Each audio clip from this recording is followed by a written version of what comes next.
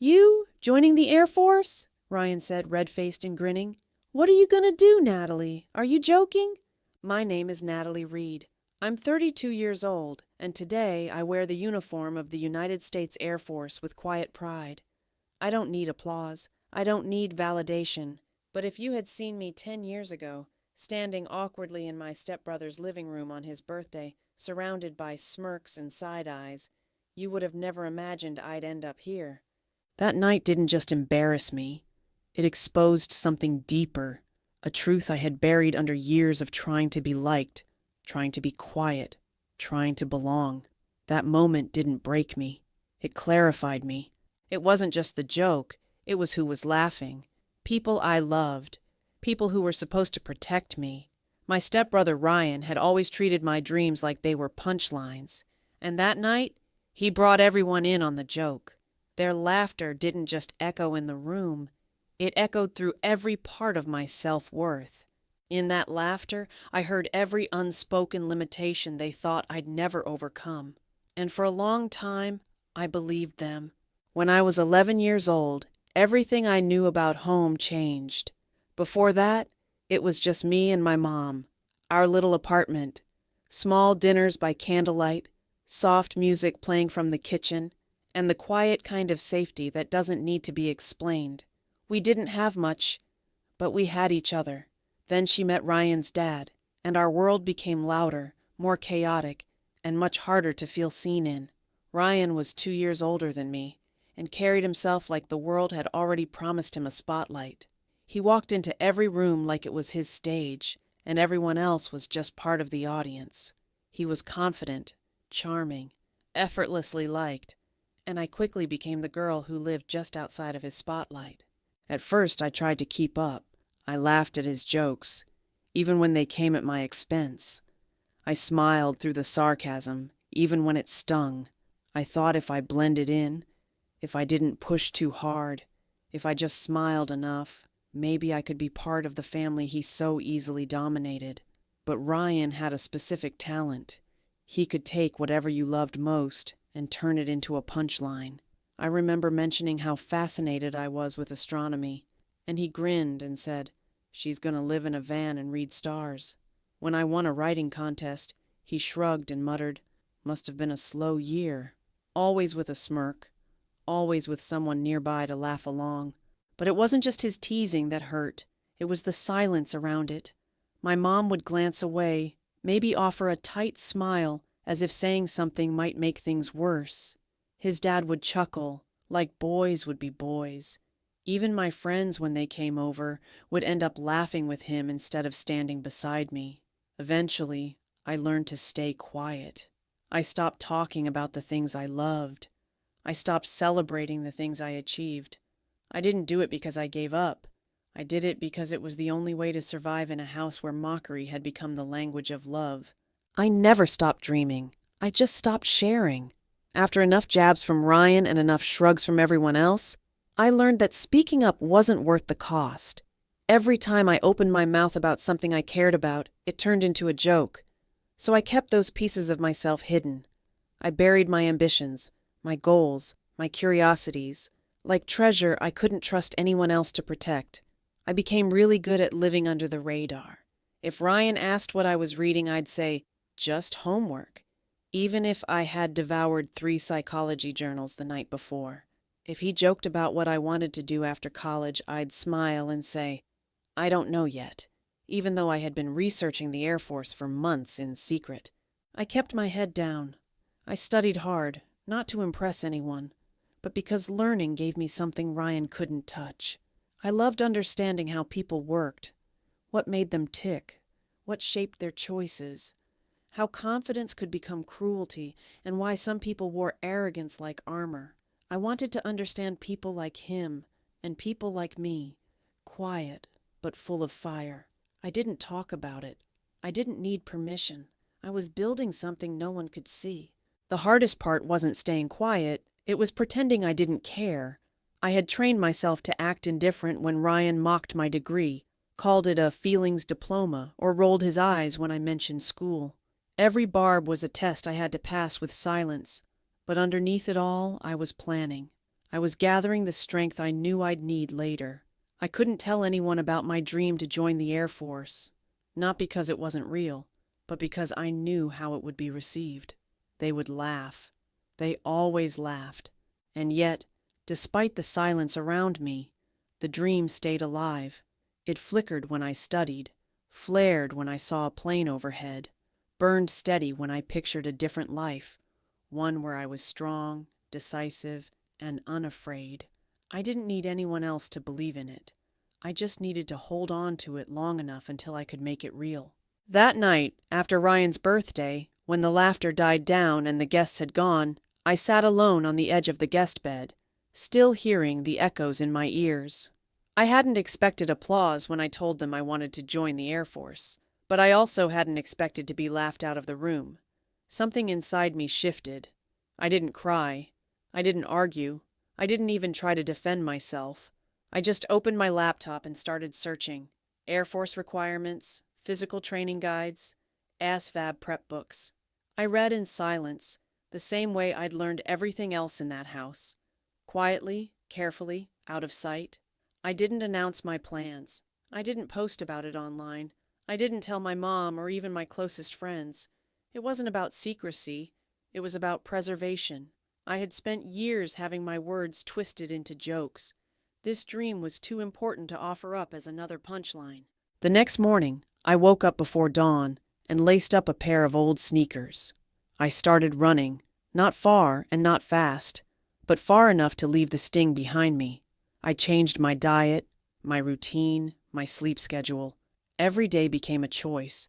Stay bitter or get better. I chose better, over and over, until it became second nature. There were no pep talks, no finish line cheers, just me, my breath, and the beat of determination under each footstep. In the beginning, their laughter still haunted me. It echoed in my mind during cold runs and sore nights, but over time it lost its power.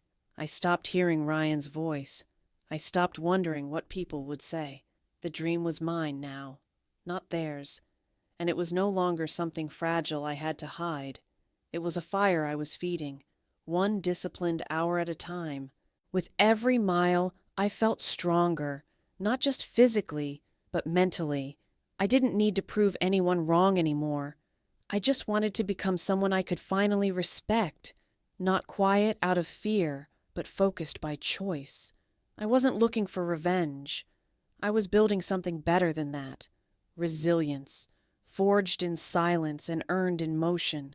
The first time I ran a full mile without stopping, something changed. It wasn't just about physical endurance. It was about clarity. With every step, I was shedding the parts of me that had clung to other people's opinions. That mile didn't belong to Ryan. It didn't belong to the voices in that birthday room.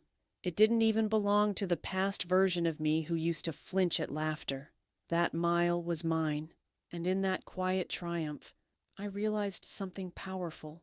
I wasn't doing this to prove anyone wrong. I was doing it to prove to myself that I could live a life defined by strength, not shame. The next few months became a rhythm of discipline. I studied harder, trained longer, and kept my focus sharp.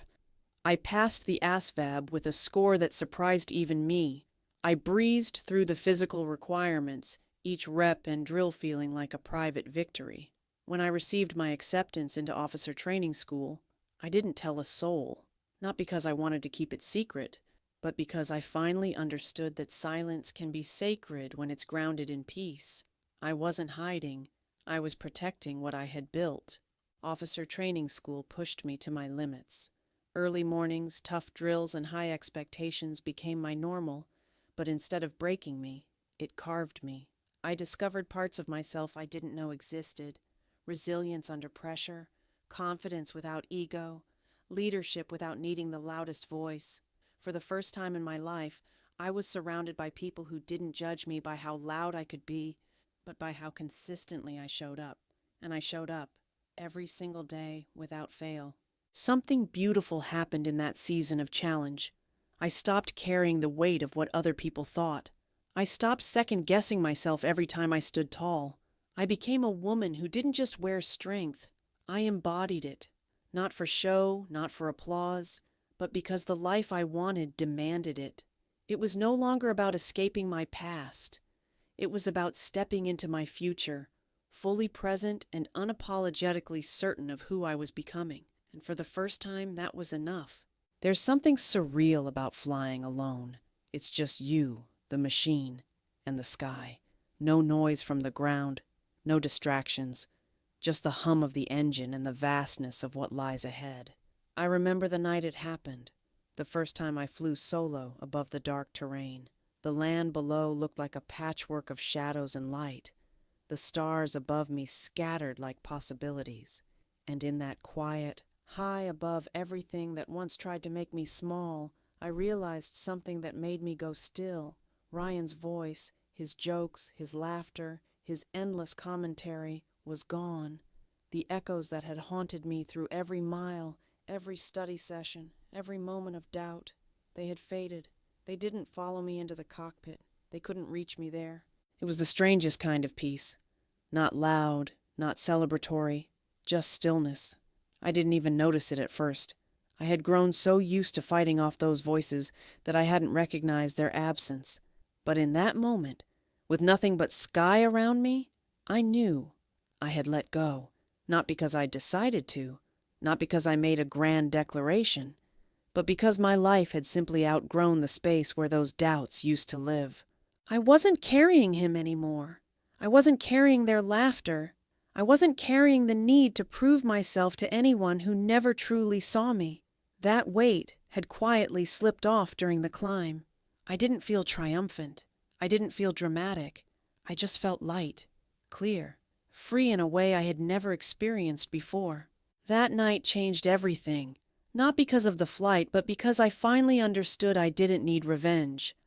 I didn't need his approval or his regret. I didn't need him to say sorry or admit he was wrong. I didn't need any of it, because I had stepped into a life that was never about him to begin with, a life built from discipline, not spite, from quiet determination, not performance. And for the first time, I wasn't flying away from anything. I was simply flying forward, toward everything I had worked so hard to become. A year after that solo flight, I got an assignment I hadn't expected.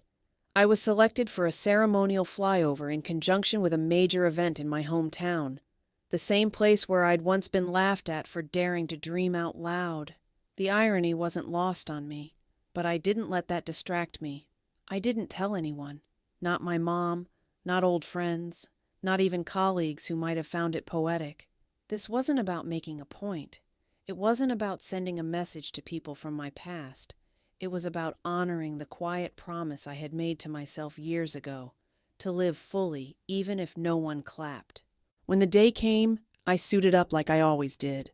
No nerves, no need for theatrics, just focus, professionalism, purpose. As the aircraft rose into the sky and we approached the small town I once tiptoed through, I looked down at the roads I used to walk, head low, voice softer than I wanted it to be. I saw the clusters of people gathered for the event, now just tiny dots from this altitude, and in the middle of it all, somewhere in the crowd, I knew Ryan was likely standing.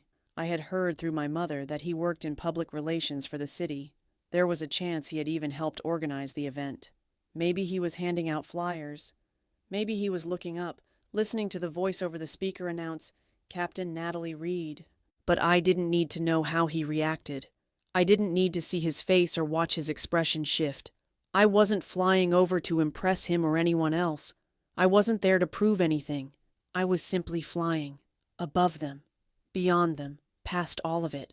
The flyover took just seconds. But in that moment, I felt more whole than I ever had.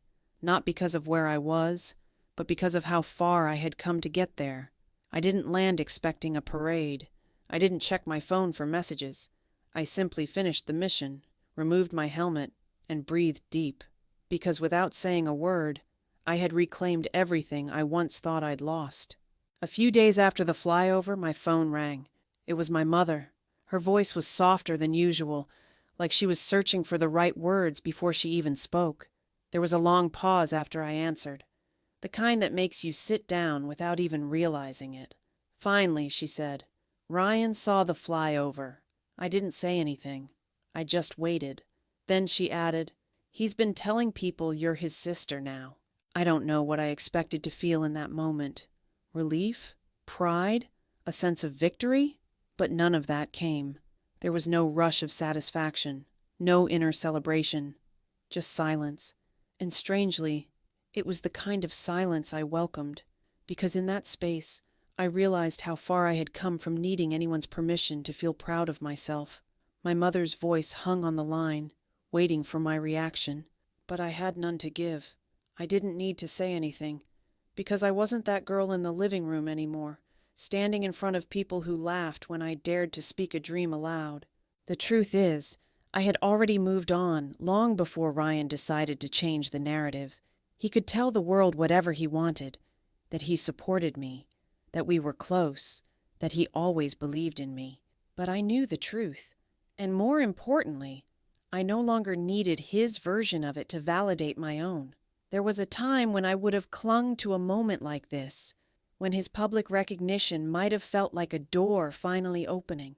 But now I saw it for what it was, a late gesture that no longer carried weight. I didn't feel vindicated. I felt free, because the real shift had nothing to do with what Ryan thought of me. It had everything to do with what I thought of myself. I had spent years measuring my worth against other people's opinions, but that was over now. I had flown past those limitations, past the laughter, past the doubt, into a version of myself that no longer needed applause to feel seen. And in that quiet realization, I found the only approval that ever really mattered, my own. These days, when I'm in the cockpit, high above the world, I sometimes glance down and think about the girls I used to be like, the ones sitting quietly in crowded rooms, hearts full of unspoken dreams, voices tucked away because someone louder always fills the space. I think about the girls who've learned to bite their tongues to avoid ridicule, who shrink themselves to fit into the expectations of others, who play small not because they want to, but because it feels safer than being mocked. I wish I could sit with every one of them and tell them what I've learned the hard way. You don't need anyone's permission to grow. Your dream is valid, even if they laugh. Your voice matters, even if they talk over it. And your journey is sacred, even if no one claps while you walk it. The people who mock you aren't revealing anything about your ability. They're showing you the limits of their own imagination. Doubt, when worn like sarcasm, is just fear pretending to be certainty. Let them laugh. Let them call it silly, unrealistic, too ambitious, too hard. Let them say you won't make it. Let them dismiss your quiet drive as naivety. Then do it anyway, because something powerful happens when you stop waiting for others to believe in you. You start building a belief so strong it can carry you through any storm. You start realizing that applause is nice, but peace is better. Recognition is fleeting, but self-trust lasts. And once you begin rising on your own terms, you no longer crave the approval of those who once doubted you. You understand that success isn't about proving anyone wrong. It's about proving to yourself that you were always right to begin with. So to the silent dreamers, those navigating crowded rooms with quiet hearts and hidden courage, I see you. I was you. And I want you to know that your silence doesn't mean you're weak. Sometimes it means you're building. Sometimes it means you're watching, learning, strengthening quietly, so that when you rise without needing to explain yourself to anyone. Keep going. Keep building. And when they laugh, let them. Then rise anyway. If this story moved you, share it with someone who's been doubted or dismissed. Subscribe for more powerful true stories of quiet strength and personal triumph. And remember, your voice matters, even if it shakes. Keep rising.